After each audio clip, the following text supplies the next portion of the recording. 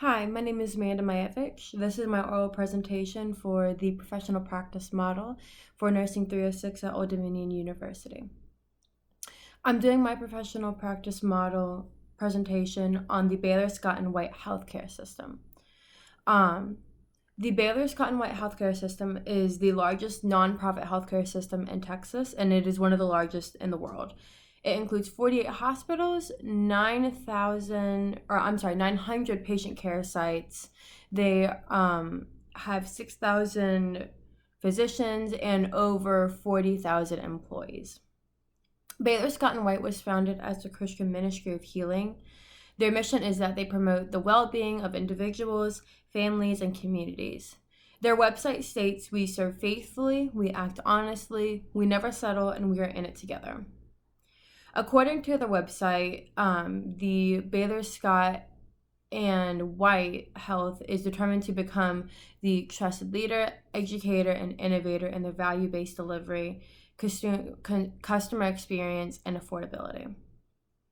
This healthcare system uses strategies including health, experience, affordability, alignment, and growth.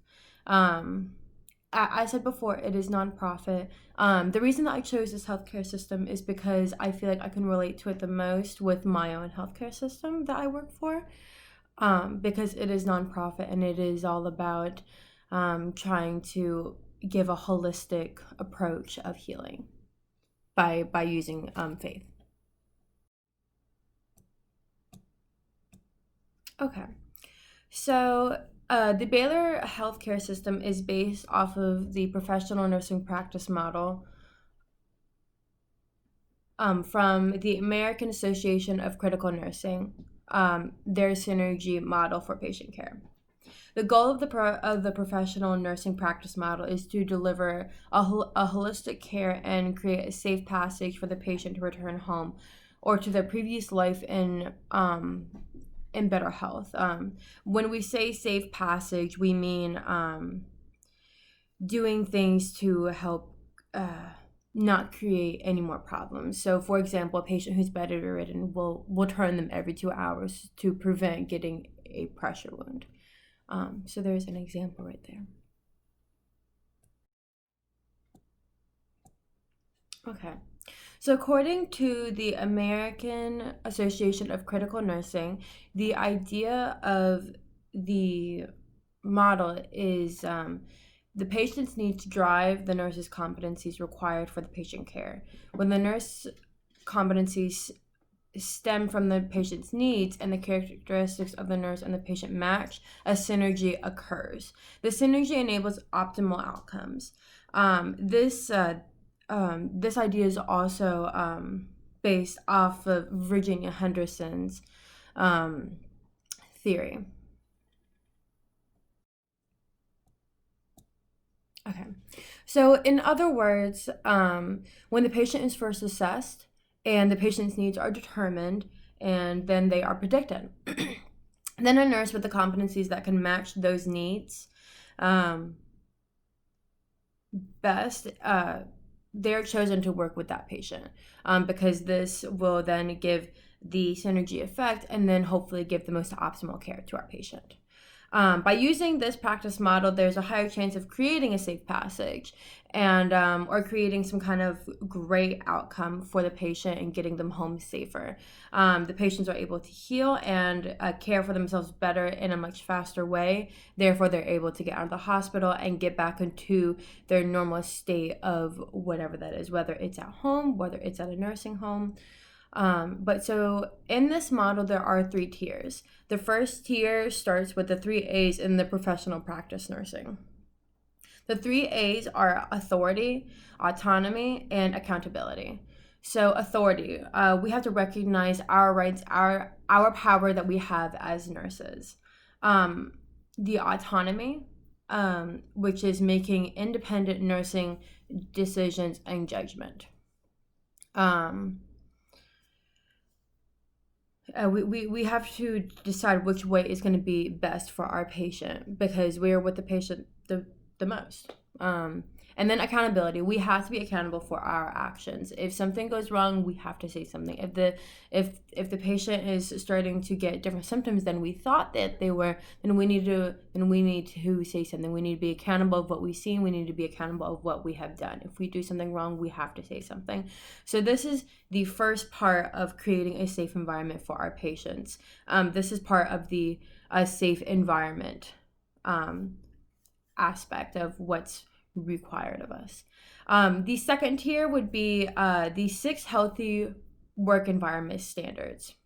So one, skilled communication.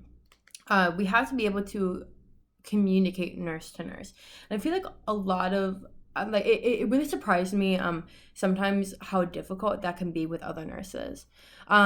True collaboration. We have to work as a team. In the middle of a code, when we are doing a code, I mean, it is teamwork, and there's no arguing. It has to all be teamwork. It's the same in any kind of circumstance at the hospital.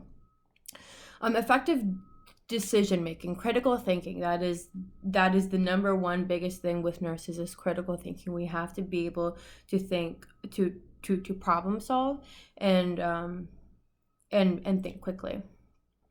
Meaningful recognition. We have to recognize what other people do. We have to recognize that other people help. It's not just the nurses. It's doctors. It's physical therapy. It's respiratory therapy. There's so many different areas of health that aid in getting the patient well. And then authentic leadership. We all, and I think this goes very hand in hand with true collaboration, with working together. One person is going to take leadership, and that leadership also comes from us to our patient. But these six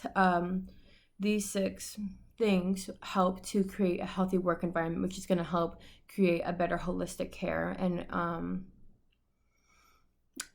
help to get our patients out of the hospital and healthier.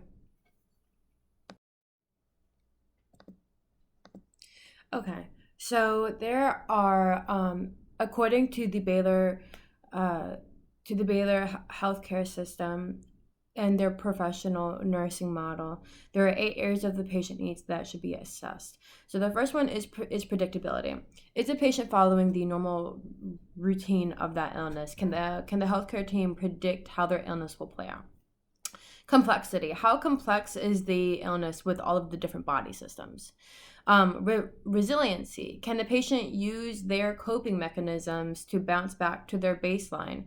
Are they able to bounce back quickly? Is it harder for them? Vulnerability. How much is the patient at risk for negative outcomes? This could include age.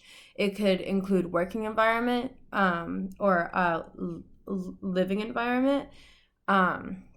Stability. Is the patient able to maintain a steady state? Are they stable? Are they staying stable? Participation in care. Is the participant able to participate, and do they want to participate? Participation in decision making. This goes hand in hand. Are they able to kind of make their own decisions? And resource availability. Do they have resources outside of the hospital environment to help themselves? And so all of these things are assessed, and then we move to the competencies needed for the nurses. So the first one is clinical judgment. The number one, critical thinking. Can the nurse critical think? Response to diversity. Can the nurse respond to different differences in patients and families? This could go with religion. This could go with race. Caring practices. Our nurses have to be compassionate, and because that creates a therapeutic environment to promote comfort and prevent suffering. Advocacy. We must identify and help resolve clinical errors. I'm sorry. Facilitation of learning. We have to be able to teach our patients. Patient education is a huge part of nursing, and I mean, without that education, they're not able to go home and take care of themselves. Collaboration. We have to be able to work with with other nurses, with other people in general. Systems thinking, knowing our resources to help our patients. So if our patient, let's say we have a patient that has a stroke, we need to be able to call the speech therapy to do a swallow evaluation. Can they eat? How thick of a liquids do they need to drink? Can they drink through a straw? So lots of things like that. And then clinical inquiry, evaluating our patients and also evaluating our practice. Is what we're doing working? Is what the doctors are planning on doing working? All these help to aid in a safe passage. So we have the patient needs on this side, and then we have the critical thinking I'm sorry, not the critical thinking. We have the nurse competencies on this side, and they start to meet in the middle. And once they meet in the middle, that is when the synergy is what the synergy erupts from that. And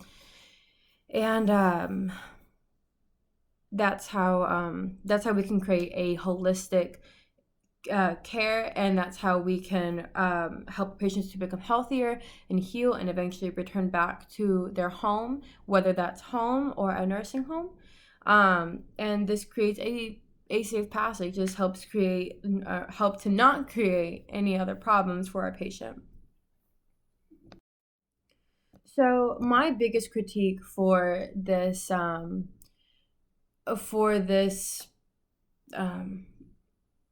practice model is that I feel like there's a lot of predicting what our patient will do. It's very hard to predict what our patients will do, and we can't always do it, and 9 times out of 10 the patients do what we do not predict. So it's hard to create that synergy effect when we are not able to predict what our patients will need and what our nurses are able to do. It's hard to predict those two. So that would be my one biggest critique, because when we're using this model to create a holistic care and we can't meet one of those sides, then are we creating a holistic care? It's going to be a lot harder to. So thank you very much for watching, and this was my oral presentation for Nursing 306 at Old Dominion University for the professional nursing practice model. Thank you.